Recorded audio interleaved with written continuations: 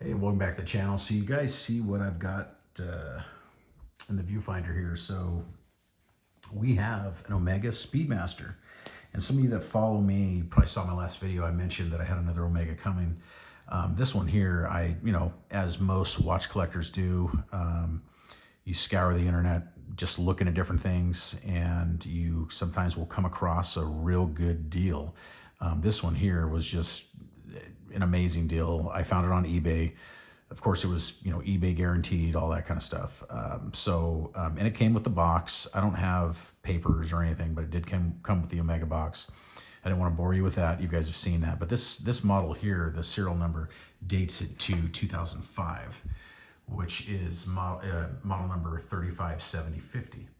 Now, what's a little bit different about this one is that it's all original, except the previous owner, I guess he purchased it this way, I'm not sure, but it doesn't have the original bracelet. It has a authentic Omega 1171 bracelet, which would have came on an older vintage, 145.022 model from the late 60s, early 70s. So that's the only difference. And luckily it actually is in good condition, the bracelet. And I've seen these bracelets go for, from anywhere from 500 to 1,000.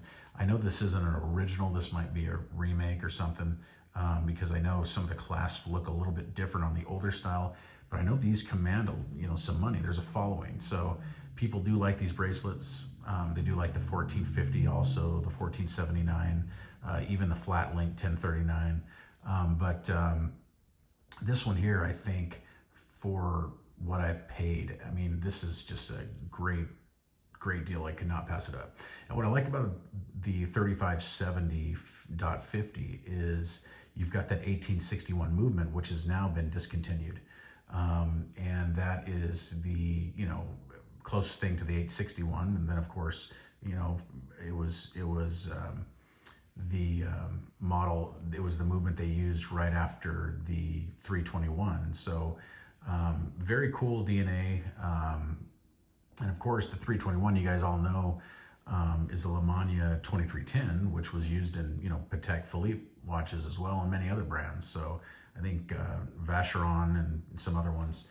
But, the Omega Speedmaster, I'm not going to talk about all of its, history and everything, and because you guys already probably know that. And some people love the Omega Speedmaster. Some people don't love the Omega Speedmaster. I have always liked it. I've always loved it. It's the history to me is real fascinating. I love the movement, even the older 321s. And I've had a lot of these different watches, but what's cool about this one is that it still stays somewhat true to the original in a lot of ways. With that, manual wind movement, I think in a lot of ways better than the, having the newest movement, because I think that's a pretty far departure from the, Lemania based, 2310. So this one is still got that DNA, which I think is cool. And it's more modern because you have, loomed dial. Of course, it's not a step dial. It's not all that, but it's very attractive. It looks just like, it is an Omega Speedmaster professional. So that's what I love. And this one is in pretty good condition. Plastic crystal. You do have that case back, worn on the moon. You do have a little bit of wear, but it's not bad. There's a couple little dings I noticed here and there, but not very bad at all. There's one right there on top of the lug, but not very bad compared to other watches I've owned and that I picked up in the past. Like there's one before this that I had once, which was a 3590, and that was the model that replaced the 145.022. So yes, I know quite a bit about Speedies. I've had a lot of them. But I'm happy. I always said if I could ever find one at a really good, reasonable price, I would pick one up again. And I think these eventually will become much more popular, just because of having the newer ones come out with the newer movement.